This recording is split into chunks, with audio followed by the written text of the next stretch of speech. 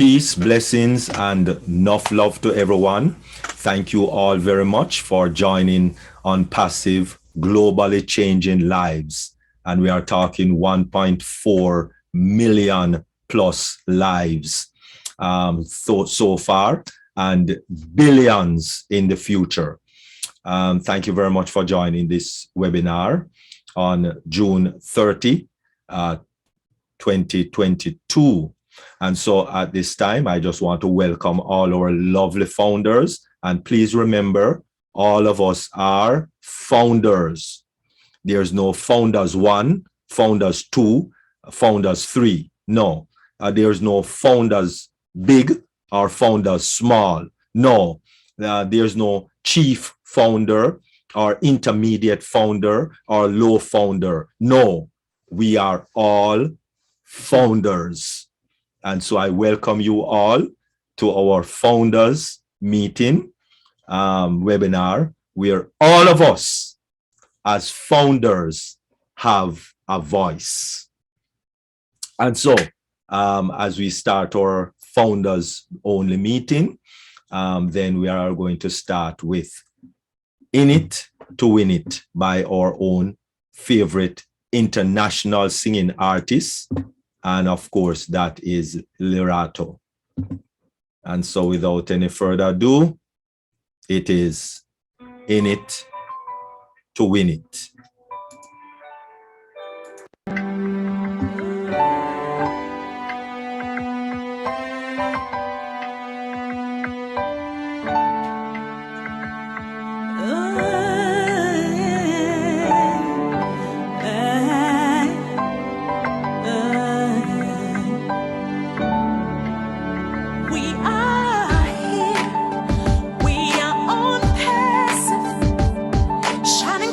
To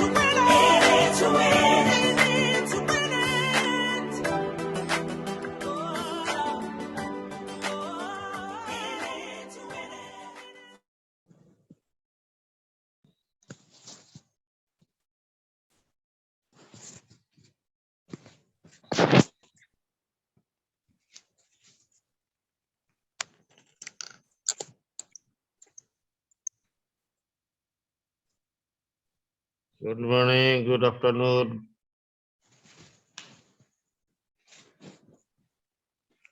Dr. Derek, you're muted. Oh, mercy. My apologies. All right. Thank you very much, Lirato, Shadir. Thank you very much for that wonderful song, In It to Win It. And I am sure that, yes, we are all in it to win it.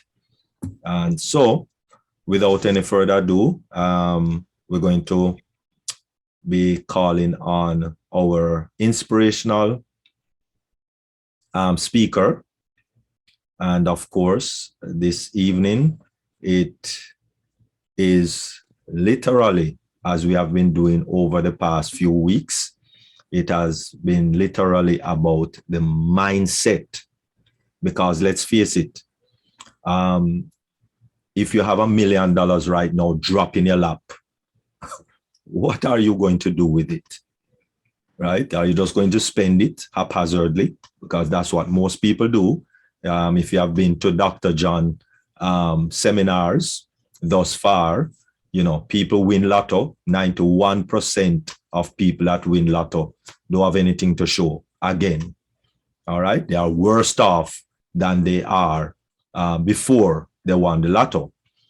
So it's not just about getting the money. It's also having the right mindset that you need to have in order to manage the money. And so that is what we try to offer as much as possible on this webinar, is to have the right mindset in order to manage your money when you get it. Because Ashma Faris said over and over and over that the money is there to get. And we have come to fully understand that this is a 500 trillion with a T dollar business. And so, you know, we just want a little piece of that pie that is already out there. So with the physical, it is well taken care of. So therefore, the only thing we need to concentrate on is the mental.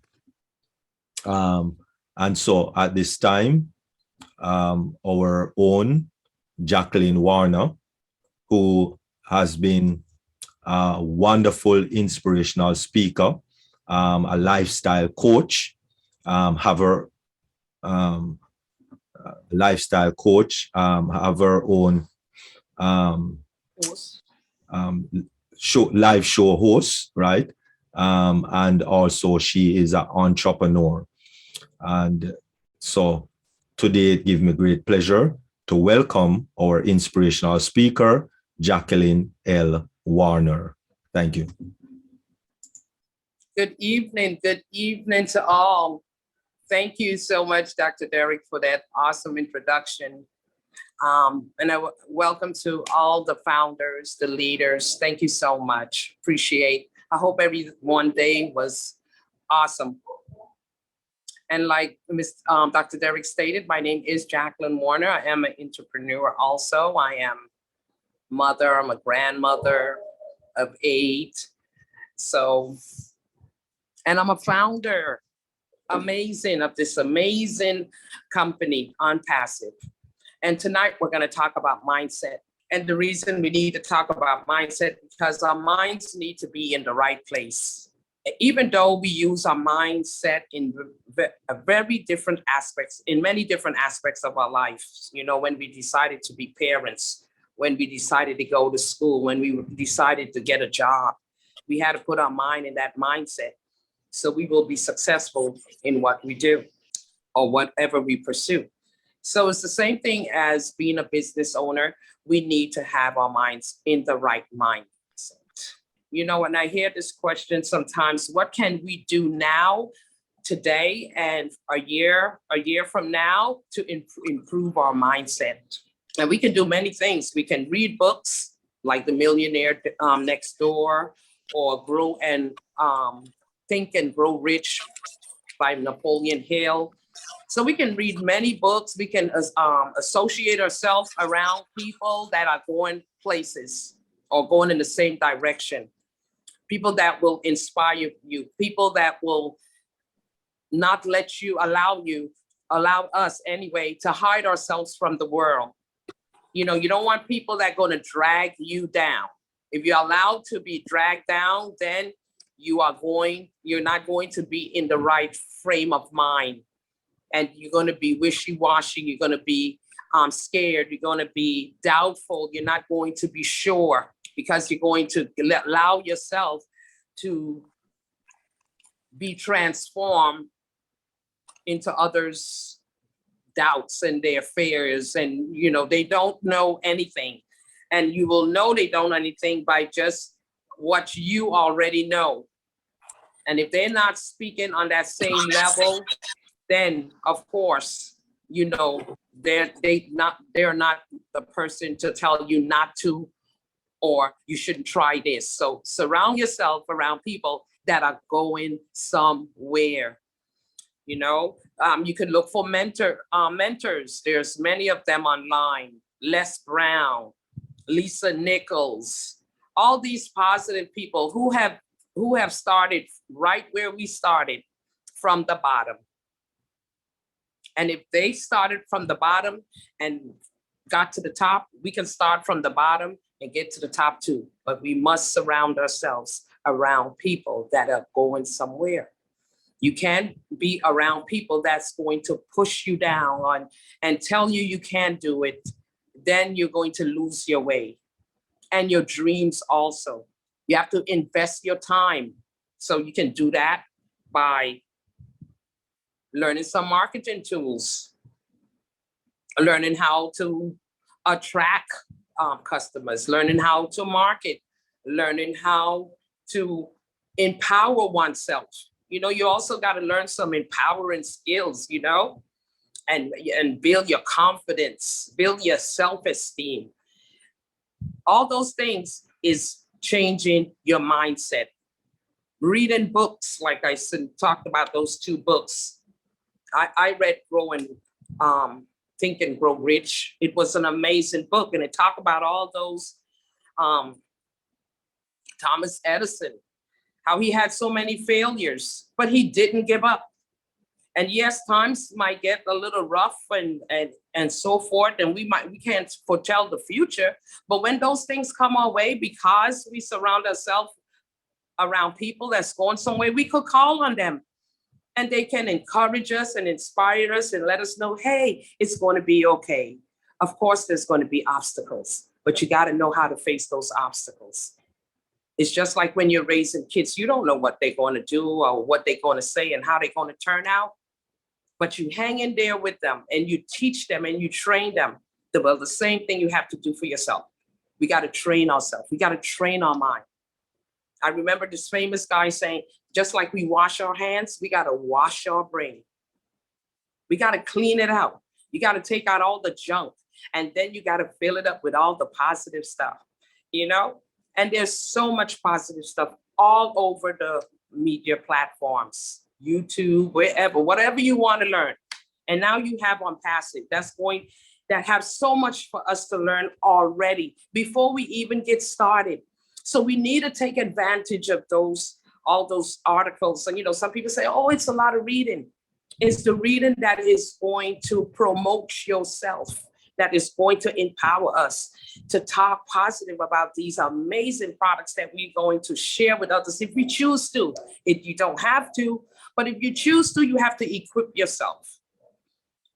You know, so stay with a positive mind. Don't let fear step in. Step on fear. Let fear be your elevator. Let it take you up and not take you down.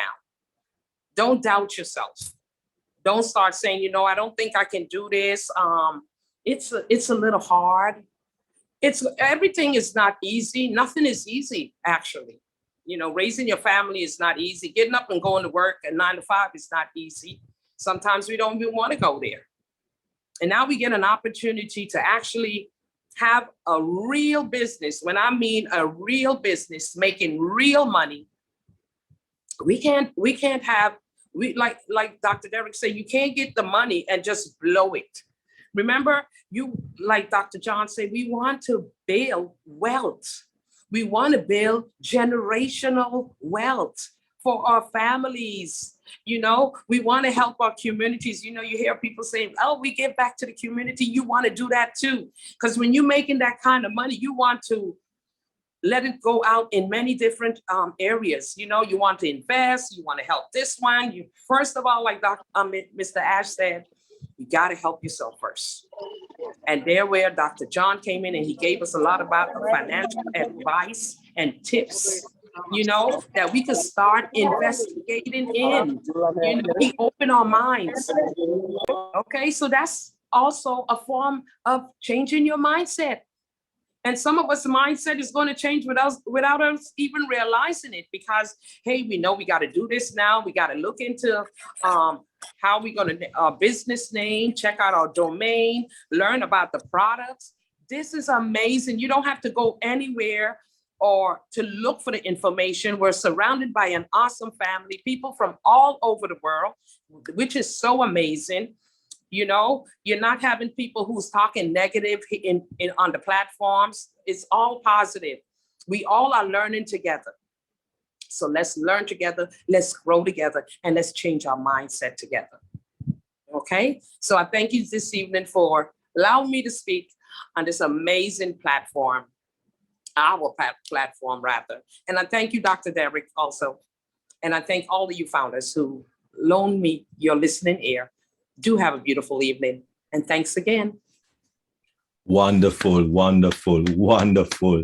Thank you very much, Jacqueline Warner, CEO, data center owner. Thank you. Really appreciate it. Thank you very much. And without any further ado, we are just going to go right into the financial aspect of this readiness, because a lot of people ask, so now that the founder's position finished, what we to do? Work on your mind. That's what you're to do. And so Jackie just talked about the mindset. That's what you're to work on. Work on your mindset. If you don't start helping people, you don't have to have money to help people. A lady, we are walking to a store, and I said, good morning to the cashier lady at the store. And I said, such a bright and lovely morning, that she looked at me and she said, how are you so happy? I said, because I am blessed. Mm-hmm. And you don't have to have money to be blessed. Just to be alive. Mm-hmm. is blessings. All right, just to be alive. So let us start to get that mindset that is more positive instead of negative. Definitely. And at this time also, we are going to, as you know, our financial advisor, he has his PhD and his MBA and all of those good stuff in pharmaceutical and biochemical engineer and all of those lovely stuff. But all of those did not suit him in corporate America. So he left all of that and went into financial advice, giving financial advice, not only to individuals, but also to business. So at this time, with 5 children under his belt, in his quiver, 5 children in his quiver, and a lovely wife to produce those 5 children. And we speak of none other than Dr. John. And we thank you very much. And we ask you for your full focus and listening ear to what he has to say this afternoon. Thank you very much. Good evening, founders. And it's really a pleasure and honor and a blessing to be on this wonderful platform this evening. Sister Jacqueline, thank you for that inspirational speech that you just made. I think with what you said, really, we can just stop the meeting and set everyone off to go get some good books and read.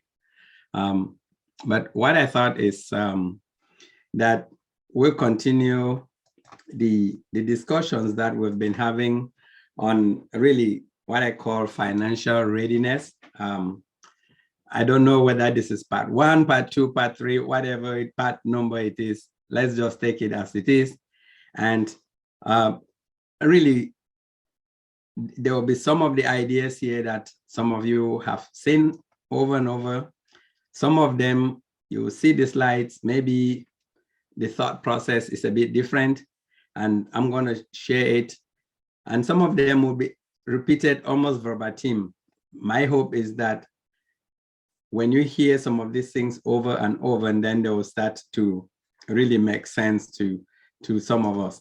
Throughout this series, the first part of the whole discussion focused, as Dr. Derek said, now that the founder position is ended.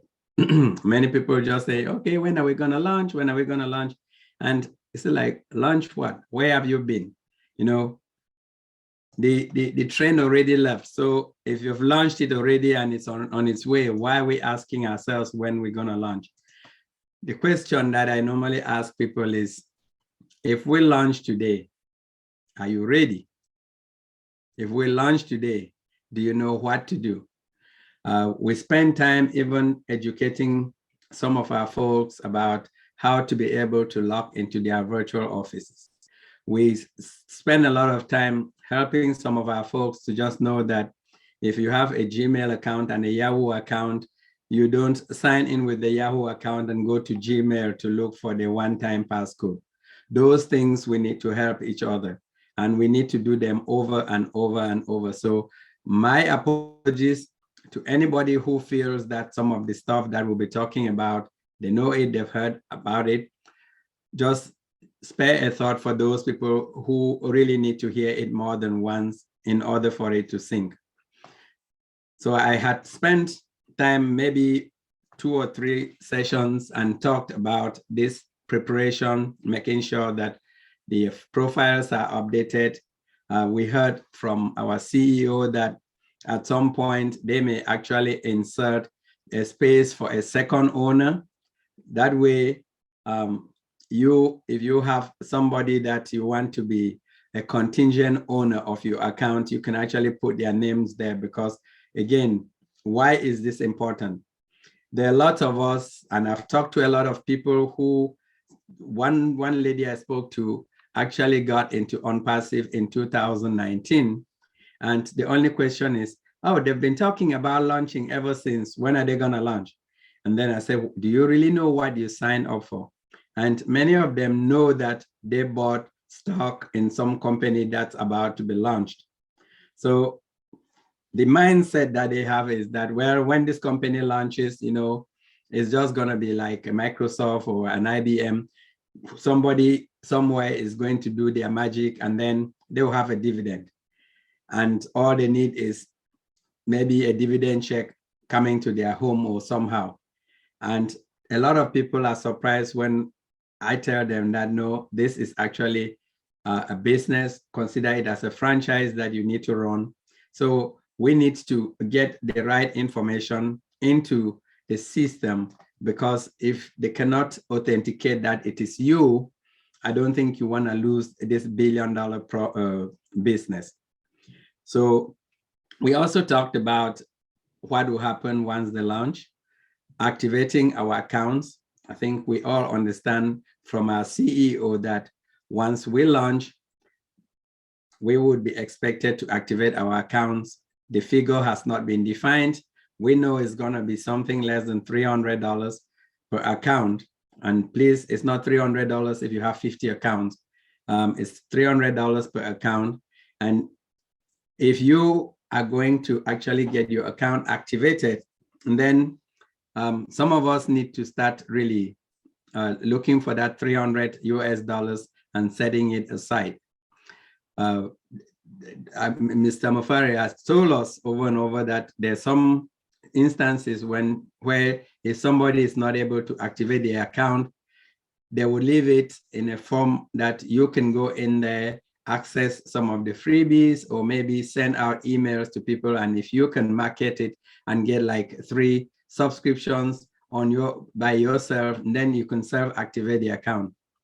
We talked about the idea of having a business name. This is your business. We'll talk about this over and over because most of us coming into this platform, we are employees. We work for somebody, we work and they pay us. Now, we are going to be the people that are on the other side that own the business, and at some point, somebody may have to work for you. So we need to be able to switch our minds from the employee to employer or business owner. Some of the basic things might just mean knowing how to be able to go to your virtual office, do your statistics and see how your business is performing, be able to provide a business name for your company. Thankfully, OnPassive is going to give us a default, but if you already have some business that you want to name that you want to use, it's worth thinking about those. And then we had talked about the KYC and safeguarding these accounts. I think last time I talked about some best practices, like make sure that you have, whether it's on a spreadsheet or you write it somewhere, you have your email, the day that you joined OnPassive, your ID number, your login email password. Maybe you can add the email accounts, the password of the email that you use to log into that account. I cannot overstress it that make sure that you have a hard copy, print it, keep it somewhere, download it on a flash drive, keep it safe, and maybe store it on store a copy in an electronic format. But whatever you need to do, make sure you safeguard your account. For those who were fortunate enough to attend the Dream Team webinar last Saturday, one of our sisters, Sister Benny, actually talked about password security and some things to bear in mind. Those are some of the readiness things, because the worst thing that will happen is you have money in your account and someone else is actually helping themselves to it. Talking about founders, this is something which I just want to touch on very briefly.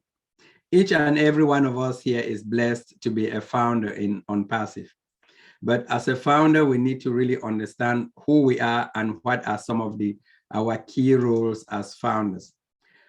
First and foremost, you are a founder, which means you are helping found OnPassive.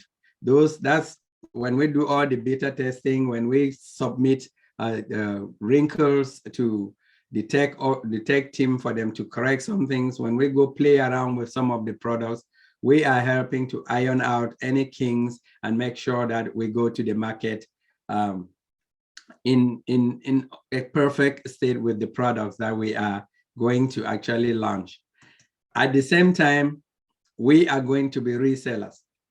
What that means is when you get your website, I guess there's going to be like a button there that somebody can click, and that person becomes a reseller. They register, they'll pay a fee, and then they'll get their own duplicated website, which AI will be able to drive traffic to them, and they'll be like a wholesaler for your business. We are resellers, and the other thing that we can do is you can literally send out your website to somebody and say, hey, I'm using these products, check out this website. And they'll check out the website. They like something there, they're gonna subscribe. And when they subscribe either as a reseller or they subscribe as a direct customer, you will get a commission from that sale or along with any commissions that you get if AI drives the traffic directly to your website. And then a third role that we are going to play as founders is that we're going to be customers. The activation fee that you're going to have, I mean, what a tremendous benefit. is going to allow you to benefit as a founder, which means you share in the profits of OnPassive. You'll be able to get commissions as a reseller, and you'll be able to use these beautiful products for yourself. Let's look at something like the Zoom that we're using for this webinar. It costs anything between $50 and $100 a month, depending on how much capacity you want to have for your Zoom. Think about now having access to your O Connect, which is not only really fabulous with all the technology that has been built in, but it's also going to allow you to use it for your own purpose and not have to pay any extra. That is where that customer role comes in, because we're going to benefit from these products. We're going to be able to sell some of them to get a certain amount of commission. Or as a founder, even if we don't sell through our own website personally, the very fact that we helped found this company, we will be able to share in the profits of OnPassive. What a tremendous opportunity that we have in our hands. The first two options, as I mentioned, whether you're a founder or you're a reseller, they're going to be generating money for us in our business. And the one thing that we need to do is that this money, as Ash has said over and over, is going to come, is going to change our lives. And this is where we need to really get ourselves prepared to receive this money and let it do what it is that we're dreaming of doing now and helping humanity. Let it not be something that is going to actually hurt us. So what this means in a nutshell is that right now, we all, or most of us, just about to talk about the fact that we on the left-hand side, most of us are on the left-hand side, where we literally either use our physical strength, our brains, or our time to gain money. We rely on someone to hire us. We rely on the person to promote us. They basically control our times and our future. The beauty of it is that at the end of our pay cycle, whether it's a month, a week, or how frequently you're paid, you get a paycheck. That is very, very convenient. And that income that we get is called active income, because if you don't show up, you don't get anything. Even the self-employed, they have the added responsibility of owning the jobs that they work on. And bottom line, they still trade time for money. Maybe those are kind of close to business people in a way, because sometimes you would have more money for 1 month. You may not have enough money the next month, depending on the contract you end up with, you will have a lot more money. That said, the common characteristic of this left-hand side is the idea that we are having active income.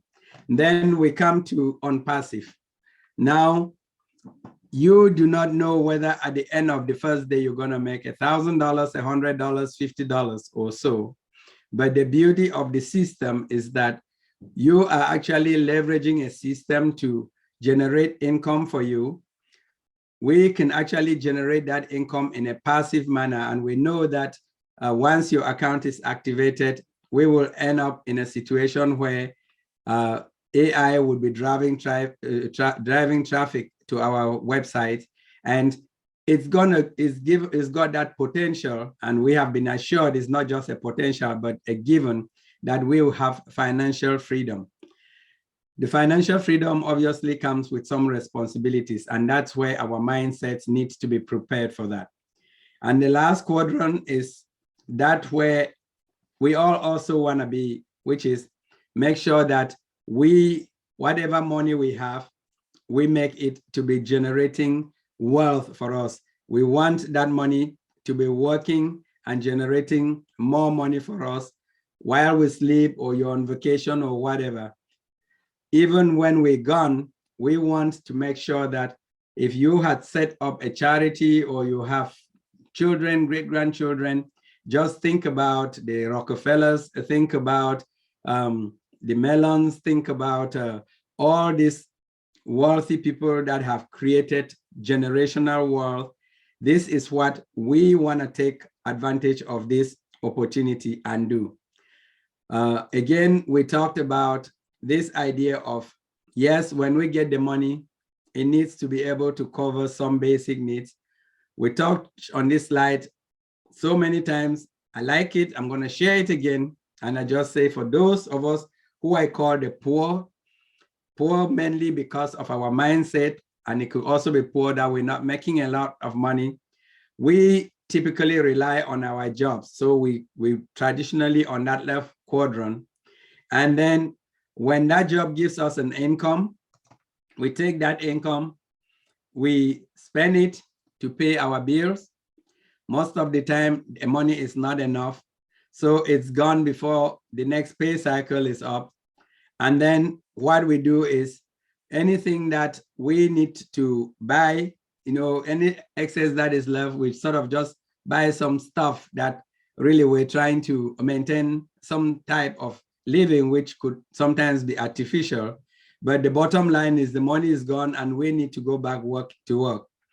Those of us who are like in the middle class have a lot more money, but again, we are on the active income side of things. We're relying on a job.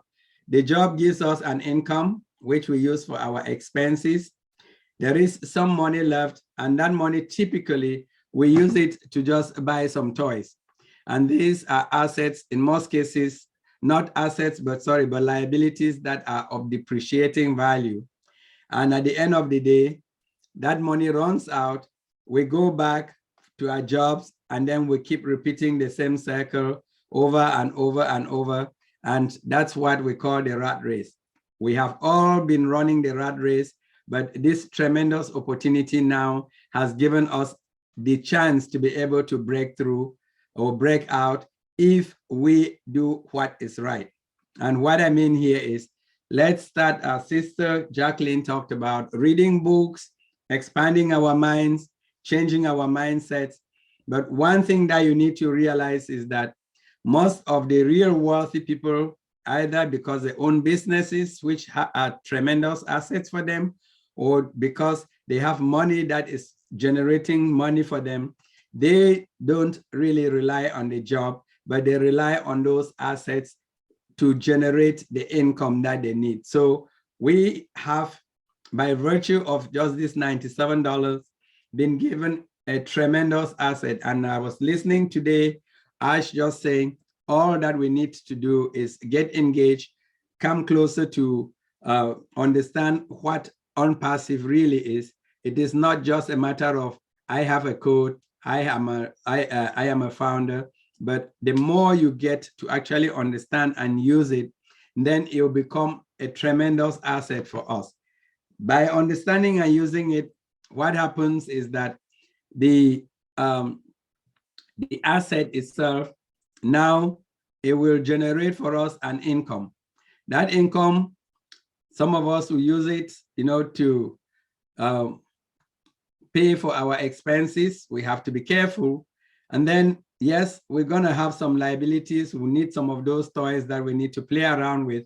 But the bottom line is, if we are disciplined, then we want to bring the rest of the money in back to grow our assets. And when we grow those assets, then we begin to actually have more and more assets, which that's the beginning of creating a generational wealth for us. So I know in most cases, we talked about using the money that comes in to actually start filling our tank, dig ourselves out of debt, and then start doing other things. I was just like this afternoon, I think my wife was talking with one of the founders, and this person, I can say they're getting their mindset in the right place now, because he's saying, you know what, instead of getting this money and you just go spend, maybe the good idea would be go and invest that money right up front, and then let that money start generating some income for you. And you take that income and use it for your lifestyle and create your liabilities, which literally the idea here is, let's not get the very first idea, the very first few dollars and run out and start taking care of some of these upgraded expenses. Let's even see how we can grow this asset base now so as to be able to generate a lot more income. That is a good thought, that if we start thinking about it, then maybe the first thing that we're not going to do is go out there and buy some Ferraris or Lamborghinis. We may actually need to start investing that money, take a breather, and then let that money be at such a point that when it starts to really generate serious wealth, you can do whatever you want to do. I shared last time with you some common characteristics between people on the left-hand side and people on the right-hand side and how they are different. So if you look on the left-hand side, as to say, we're relying on active income. So we're getting our money from our jobs. We typically do not have diversified portfolios, either because we don't have enough savings or because we do not know any better, and therefore we just go along with the masses. We do not actually know how to take advantage of tax deductions, and therefore, as a percentage of our income, we pay more in taxes than the people on the right-hand side. And most of the time, it's due to the fact that we do not have that financial literacy to be able to do what is right. When it comes to when do you plan to retire, most of us will just think about, okay, the government says retirement is 65 or 67 or whatever, therefore that's when I'm gonna retire. But if you look on the right-hand side, you realize that the people in that area own businesses and cash generating assets. They tend to have hugely diversified portfolios. They understand how money works and the power of leverage of either their money or even financial professionals to be able to do things for them. And many of us on this platform, we're just dreaming of when things start flowing so that we can retire. We're not waiting to hit a certain age before we can retire. When it comes to paying taxes, there are tools and vehicles that can help us to pay our own fair share of taxes. This deep dive today, I'm going to actually throw some ideas that as business owners, we are all CEOs, at least of a owners of data centers. We're gonna soon be CEOs of, who are owners of not O-Founders, but O-Connect and O-Academy. So once those ones come and we own the business and this business has these assets that are generating cash, we would be able to have diversified portfolios. So when I talked in the previous page about going out there and putting some investment, I'm not saying that you'll be able to go back buy some more equity on passive, because that's not possible. But you should be able to put in place another set of assets. What if you're able to go buy a 100-unit rental property that will be generating your income? Now you have two sources of income, your own passive income, you have your investment income, and then you can do what you want to do with the money. The other thing that I touched on was just the fact that whether the people make $1,000 or $10,000, those that have the right mindset and operate on the right-hand side of this quadrant, they rearrange their financial pie in such a way that they end up saving a lot more. You can see on this side here, there's like 25%, almost a quarter of the income is being saved, and comparing to about 5% that is saved here. Most of us on this left-hand side, we tend to have a lot of debt. Some of it is really bad debt. And what I want to encourage us is, yes, I'm not saying debt is bad. I'm saying that you can actually have good debt. So if you were to have, let's say, some real estate which you have leverage and you're using other people's money, yes, you have debts, but those are good debts. And I touched on the idea of taxes again. I'm going to just touch on them today and throw a few ideas. Some of them may not apply to everyone on this platform because, again, I might be speaking more from a baseline of what is happening in the US, but my hope is that by getting some of the concepts, you will be able to talk to the right people in your own area and they can help you. So why are we focusing on this a lot? Because what we want to do again is to avoid the mistakes that others have done when they have received large sums of money without being mentally prepared already. The last couple of sessions, I shared some of these lottery winners. I don't intend to actually spend so much time on them anymore here, but I just want to let you know, you can see here somebody winning a multiple lottery that literally was $113 million. And within 7 years, that person literally had lost all the money. And as Dr. Derek said, less than 9% of people who actually come across large sums of money end up successful. Our hope here is that each and every one of us, when we come across the opportunity and the money that OnPassive is going to give us, let's all be successful, 100%. Let's leave nobody behind. It's not only lottery winners as we saw. We know that most of the young kids or even not so young who get into athletics or sports and make a lot of money because they do not have the right level of either support, or they don't associate themselves with the right people, or they don't have the right preparation. They end up making the same mistakes, and shortly after the end of multi-million-dollar contracts, these individuals, they go broke. So what are some of the ideas that we had talked about in the previous deep dives? We stress the idea of being financially literate. We're not saying that you become an expert in whatever that financial area is, but we just need you to have some good awareness of how money works. Why? Because if you then hire a professional, you don't want that person to come and lecture to you. You want an individual that is going to have a very good conversation with you about how money works, about what are some of the options you're trying to consider for your investments and so on.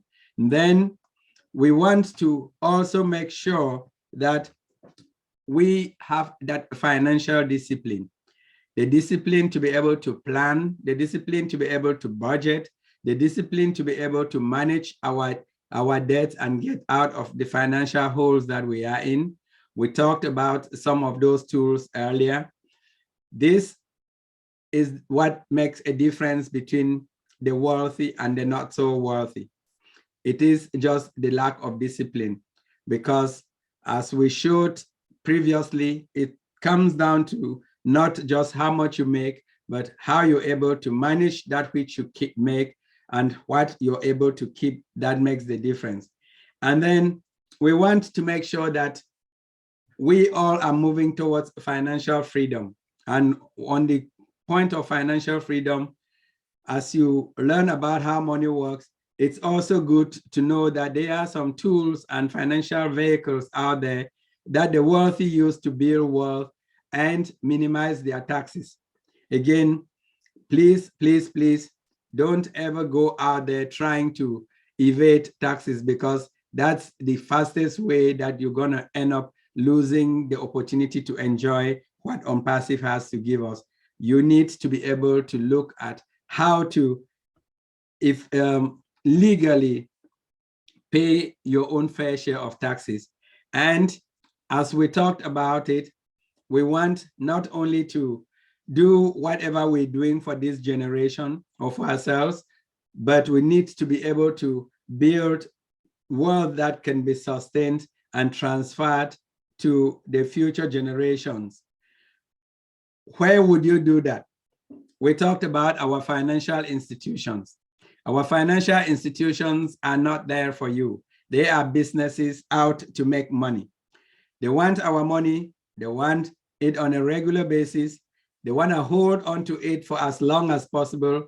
And they want to make sure that when it comes to a point that you need the money, then they want to give it back in little trickles. Why? Because they can actually keep that money as long as possible and make what I called the rule of 72 work for you. What I mean here, just as an illustration, just imagine, this is you here, you have your lovely bank down the street. What happens is that you put your money in the bank. Maybe the bank loves you so much. I know the interest rates have gone up a bit, but the bank may actually pay you less than 1%. And we love it. When they pay you less than 1%, guess what they do? They turn around, we take whatever little pennies they give us, we spend, and spend. But then the banks are laughing all the way to the bank, so to speak, because they could essentially leverage our money multiple magnitudes of time. For who? For themselves. Now, if we do not have the financial education, understand how money works, understand how the rule of 72 works, then these financial institutions are going to continuously live off us, and we will not be able to build any financial freedom for ourselves. So what I want us to start thinking is that I want you to use your bank as a vehicle, not as it, but use it as a vehicle to connect yourself to this third party and leverage your money for you and not for the bank or anybody. If we can do this, if we can learn the concepts that will enable us to do this, then whatever project you're dreaming of, whatever thing you want to do in your family or your community, we will be able to succeed.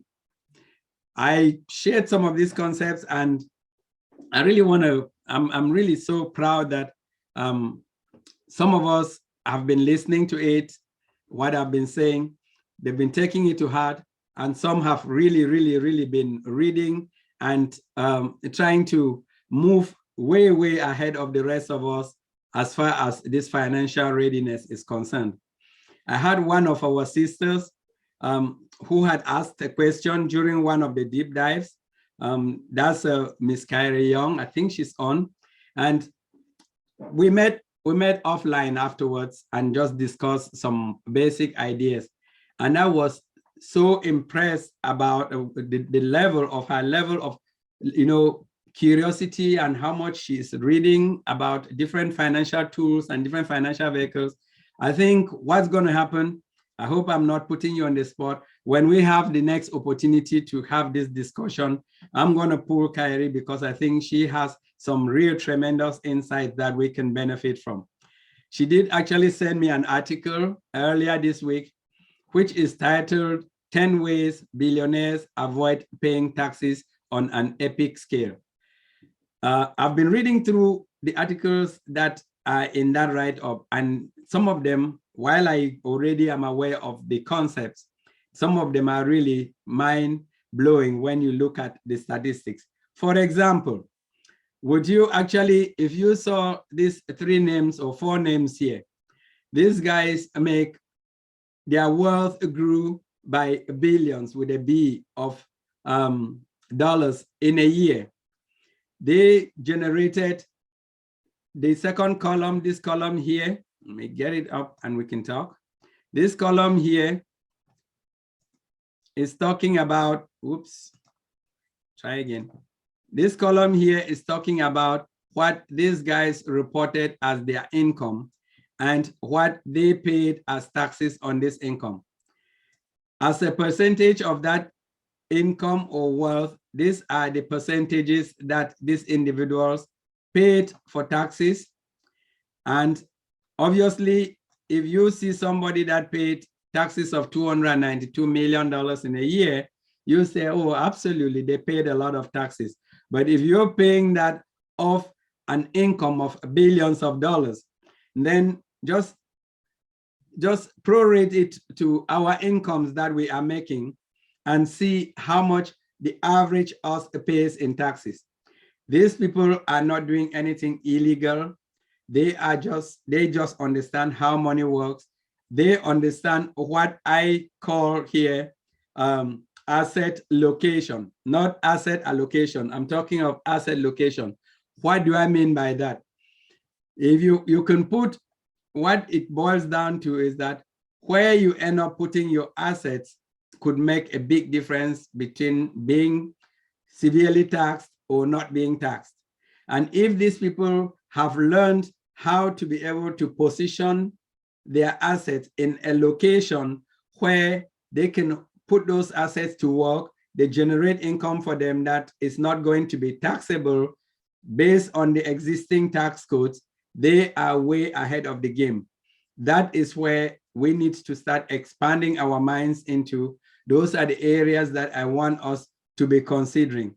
And some of the things they do is really make sure that they balance their portfolio between those that are taxable. So the taxman is going to take some.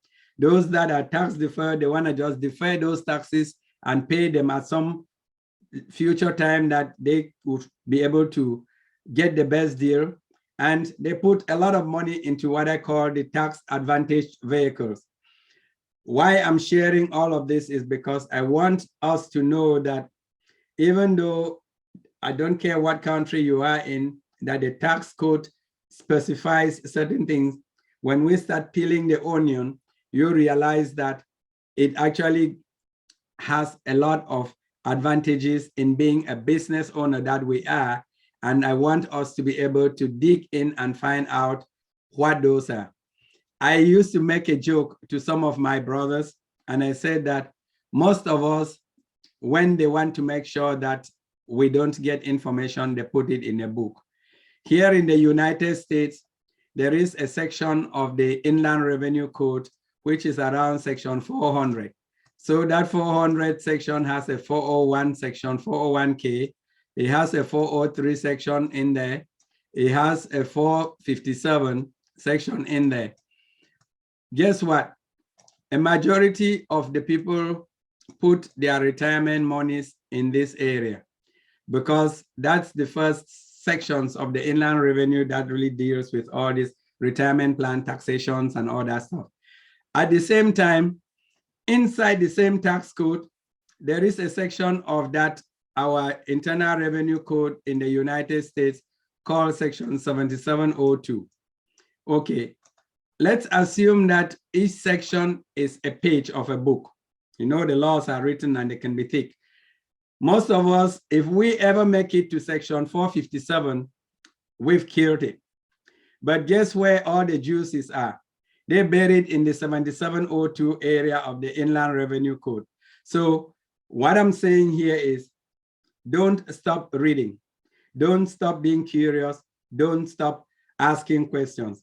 And just to show you how that 7702 section works, I know this is primarily for the United States, but I do know that for other areas, and I'll touch on this a bit. I was reading this book, Tony Robbins. It says, Money, Master the Game, 7 Steps to Financial Freedom. And in chapter 5.5, the title actually says, The Secrets the ultra wealthy that you can use too. So this guy wrote a book. The book is kind of thick, but it tells us about the secrets of ultra wealthy that we can use for ourselves. And I just want to, again, I want you to understand the concept. It may not directly apply to you, but we'll touch on it again, as I said. So in early 2014, the Guinness Book of Records announced that a new world record had been established. No, it was not the tallest man in the world or the world's longest fingernails. It was a record that went largely unnoticed. A mystery billionaire buys a record-breaking $201 million life insurance policy. Pause there. And you start thinking that when we talk to ourselves and we say, oh, life insurance, the first thing that I start thinking is, hang on, I'm going to buy this dumb thing. I'm going to die and my family are going to be celebrating when I'm gone. And he says, why in the world would a billionaire buy that? Wouldn't their kids just be fine if he passes away prematurely, or was the media missing the point? Believe it or not, the ultra wealthy do buy astronomical amounts of life insurance, but it's not only the billionaires who buy it. The biggest buyers are banks and largest corporations, from Walmart to Wells Fargo. As an example, Wells Fargo's balance sheet showed 18.7 billion of its tier 1 capital in life insurance. That was of 2014. The number is higher. By the way, if for those of you who are finance people, the tier 1 capital is really a measure of the bank's financial strength. So the question is, are the banks looking to benefit? Are the banks going to die also? And in bold, it said, what they really want is a place to park their cash in an IRS sanctioned vehicle that allows them to grow their investments tax-free. Sounds too good to be true. It's like a Roth IRA. That's another vehicle for us in the US. You pay taxes when you earn money, you deposit your after tax within that specific type of product. And our Inland Revenue Service said, if you structure it correctly, you're not required to pay taxes. As it grows, no pay taxes when you pull out the money. So while it is life insurance, it's designed to benefit you while you are alive. This was done in 2014, and over the years, they actually found out who this mystery billionaire is. It happens to be Mr. Elon Musk, who was the founder of PayPal. He sold PayPal to eBay. He took almost $93 million, and he put most of that money in a $201 million life insurance. I dread to think how much that has grown today. But more importantly, by doing that, he instantly created an estate of $201 million for himself that he could literally use as leverage to get financing for his other businesses. Now, when we start talking about people who are outside of the United States, this may not really resonate with you, but there are some countries that even if you are not a US citizen, you may be able to actually benefit from some of these tools. The other thing that I want to focus on is, once we start taking the money, we want to start thinking of where do we put it? I just told you your bank should just be a vehicle to convey that money from your own passive wallet to where you want to actually have it working for you. There are some vehicles that have for time proven to be very useful. One of them is real estate. I don't care which country you live in, if you get the right real estate in the right location, it would always be profitable for you in the long run. Oil business, I can say skip on that for now, because one, there's a lot of politics involved in it, and we don't know where this is going anyway. And then, where have some of those billionaires been able to put their money? Still in the real estate area. We know a lot of people who own sports teams and sports complexes. Guess what? These people, they are very, very, very rich. But at the end of the day, most of them are able to completely write off their business expenses, including the huge salaries that they pay to these athletes as expenses. And some of them actually end up with negative amounts of money that they will probably qualify for benefits that me and you are not able to qualify for. Again, think outside the box, because that's where the money would be made. That's where the generational wealth would be created. Last time I talked about where to also consider putting your money so that that money is taxed efficiently, or you can transfer it as part of a legacy without actually paying a lot of taxes on them. I talked about some things that in the US is called irreversible life insurance trust or generation skipping trust. These are very controversial vehicles because in Congress, there's a lot of fight as to, is it preferentially benefiting the rich, and are the middle class and poor people losing out? Guess what? Me and you, we can actually, did I lose out again? No, you're still here. You're still with us. But it seems like I lost the screen sharing. No, we can see your screen, but you just have to scroll down. This is really okay. It's Zoom for you. Oh, wait. Okay, so let me just.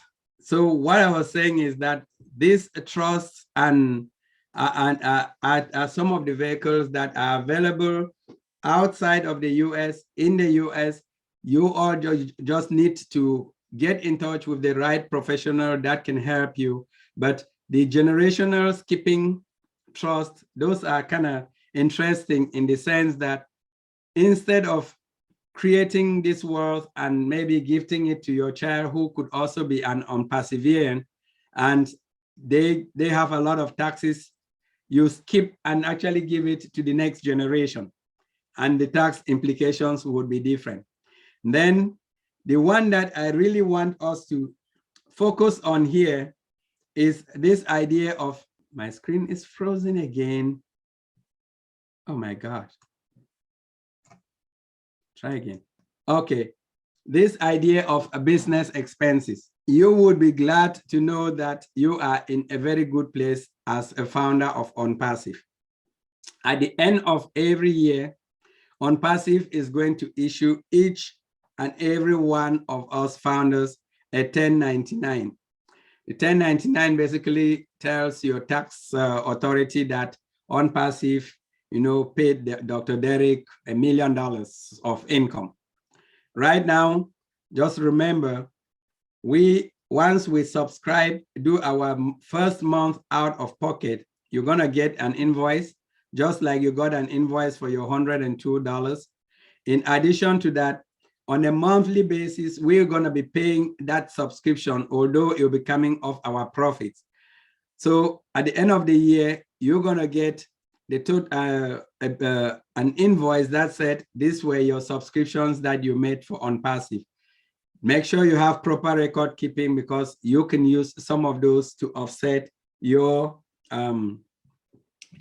income, and then it would drive down the taxes. But now, think of it now as a CEO of your own business.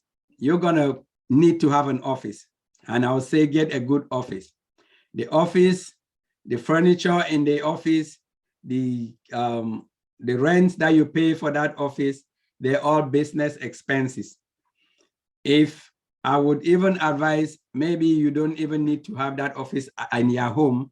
You may want to have it in a nice place where you can leave home, go relax, make a few phone calls, go into your virtual office, check your business. If you hire some people to work for you, those staff costs become expenses for your business.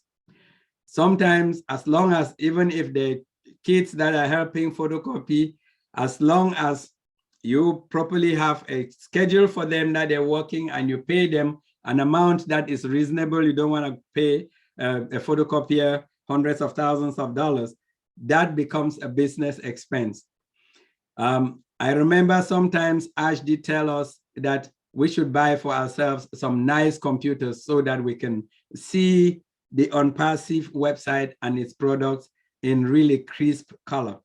Again, invest in some state-of-art equipment which befits your business.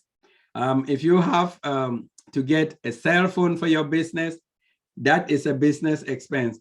In the United States here, things like capital equipment, it can actually, depending on whether you want to deduct it as a depreciating asset over time or use what they call the Section 162 of our Internal Revenue Code, sometimes they could allow you to write off almost all that equipment in year number one. So I want each and every one of us to start thinking as a business owner. You have a fax machine, you have a photocopier, you have a printer, the papers, just make sure that you are keeping a proper records. Business travel. This is another very interesting thing that I should just say, shh, but let me say it. Let's say that I decided with my wife and my kids who are also OnPassive people, and I said, okay, we're gonna travel to Jamaica and we're gonna just spend like a weekend there. I could call Miss Rose Brave and say, hey, Rose, why don't we just have like an on-passive, webinar, seminar in a hotel somewhere? Call a few of you guys, you fly from your different places, you fly to Jamaica, we all have like a nice time. We organize a conference, maybe we all chip $100 or $200, get a nice conference center, hold a meeting, discuss how to grow ourselves in on-passive. Okay, when the conference is over, it doesn't stop you from going out and enjoying the nice beaches. And then you could actually have entertainment, which is part of that business trip. And as long as you have a valid business reason for that travel, guess what? At least as far as the US is concerned, that can be considered a business trip because I went out there, I did business. I stayed in a hotel. Maybe they will not completely reimburse the amount of money I spent for my food, but I can absolutely write off my air ticket for both me and my family. Since we are all members of OnPassive, I can write off any contributions that I made towards that hall. So as a business owner, now when you start thinking in terms of business, make sure that you're doing everything according to the law. Make sure that you keep a proper accounting of your expenses. And then you would see that at the end of the year, you probably would have, maybe I would have visited each and every one of you in your different locations, and we would have had some OnPassive business discussions, and those trips were nicely covered by OnPassive. I would even take it a step and say, depending on how you structure your company, which is why we kept talking about companies, you may actually have a situation where instead of going out there and buying yourself that nice car, why doesn't the business buy your car for you? Think about it. So there are a lot of things, a lot of advantages that we can actually take as a business owners. But if you're not engaged, if you are not actually following up what is going on and taking advantage of all of these things, when the taxman come and say, hey, where did you go? I say, oh, I actually didn't go anywhere. So I just got this 1099 from this company OnPassive, and I don't really have any expenses for it. You're going to pay some decent amount of tax. I mentioned US taxes a couple of times, and I need to just, before I end here, just talk about the non-US citizens. It doesn't necessarily mean that some of the things I have talked for the US do not necessarily apply to you. So as a foreign national in the US, somebody who does not permanently reside in the US, but who has assets in the US, there are some tax benefits that you can have. Or some of them are limited, but if you have, like, your children came here for studies and they became citizens or permanent residents, they could end up actually helping you with some of your assets transfer. But if you do not do proper planning ahead of time, then any assets or estates that you have in the United States here could end up costing you a lot, because as a non-US resident, the government will allow you to shelter only $60,000 of US assets from federal taxes. Excuse me, I talked about federal taxes because state taxes are different. Some states have taxes, some states do not have taxes. So if somebody has assets that are more than 60,000, the government typically allows you like a 9-month period from the time the person passes to pay all the taxes. So if that person is not able to pay those taxes in time, then you will be forced to do a fire sale on those assets to pay the taxes, because you cannot postpone taxes when it comes to Uncle Sam. Therefore, we need to, one, think ahead and also look at some other vehicles that could be used for that purpose. I showed you the slide that I read about this mystery billionaire buying amount of life insurance. If you are outside of the US, in some countries, you can actually qualify to have a life insurance in the United States. But there are some criteria. One of them is where you are considered a high net worth foreign national, which means you have more than $1 million worth of assets.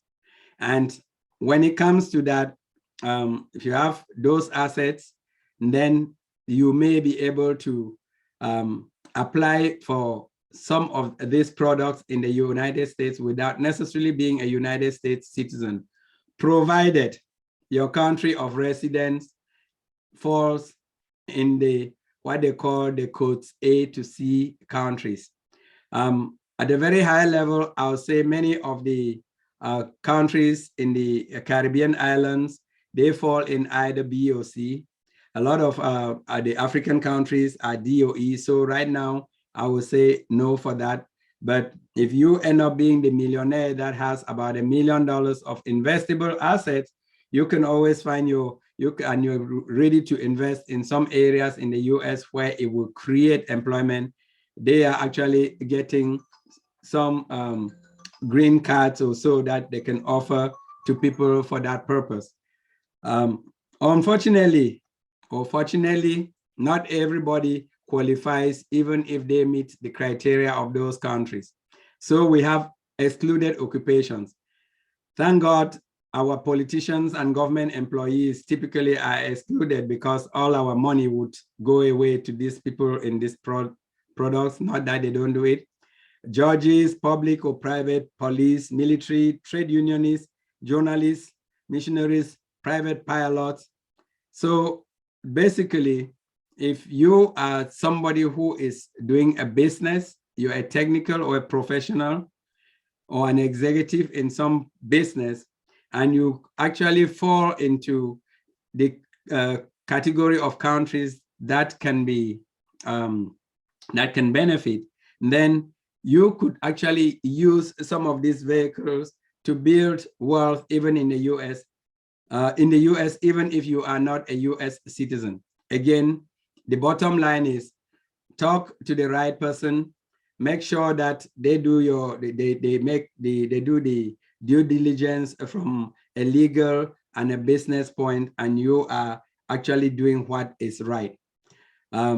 Again, I think we talked about this last time, the idea of it's no good building up these assets and then at the end of the day, they end up being taken away from you by Uncle Sam or any tax person from where you are, or you don't actually end up leaving them for those charities or the generations you want to do. So planning for your legacy is something that we need to expand our minds. We need to be thinking about, we need to learn about, talk to tax and CPA professionals in your country to make sure that there are some of the key things we can do.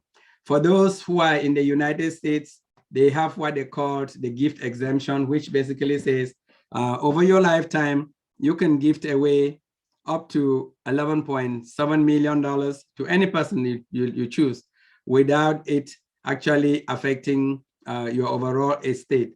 Unfortunately, this 11.7 million per person ends in 2025, December 31st, and it drops to 5 million, but that is still a huge amount of money that you could give somebody. The only limitation being that each individual can only have up to $15,000 a year, although just like with any law, I can choose today that I'm going to gift somebody like $150,000, and I actually write it that this is a gift for the next 10 years. Somehow those are allowed. And then I talked about the life insurance, the irreversible life insurance trust that we can use to generate multi-generational wealth. Last time we talked about thinking of possibilities of offshore incorporation, but the key reminder here is please, please, please do nothing. Do absolutely nothing now until when you need it, and then you can do it at that time. For the non-US citizens, I talked about getting that green card, or they call it employment-based green card entry or EB5 program if you have over $800,000 of investable assets. And then for people who have like families in the US, if you plan ahead and you make sure that you structure it well, you can actually have control of those assets while you are alive. And the day that you close your eyes, those assets automatically switch over to somebody who is a US citizen, and they will not trigger some of the real punishing taxes that are set aside for foreign nationals. And then I talked about the life insurance. Closing remark, I'll repeat it over and over. Use this information as a basis of your research and discussions. Do nothing. And when it is time, whatever that time is for you, make sure that you engage somebody. Thank God there will be money that you can pay those individuals to actually help you structure the aid in the right way. But the more knowledge that you are able to acquire now for yourself, the better that discussion or interaction with that individual will be. You don't want to sit down with somebody and they literally speaking like Greek to you, and that was the only language that you never understood. With that, I'm going to pause. I'm going to stop. I'm going to hand it back over to Dr. Derek. I guess a few people have some questions. I do not know if I'll be able to answer all of them, but I'm going to give it a shot. Whatever you do, please let us just go ahead and expand our minds. Let's go ahead and really try to change our mindset so that this money, when it comes to us, does not surprise us and we repeat our mistakes. Thank you very much. Wonderful, wonderful, wonderful, awesome. Thank you very much, Sir Dr. John. That was wonderful. Have mercy. It seems as if the more you do it is the more information there is, because this was a totally new presentation.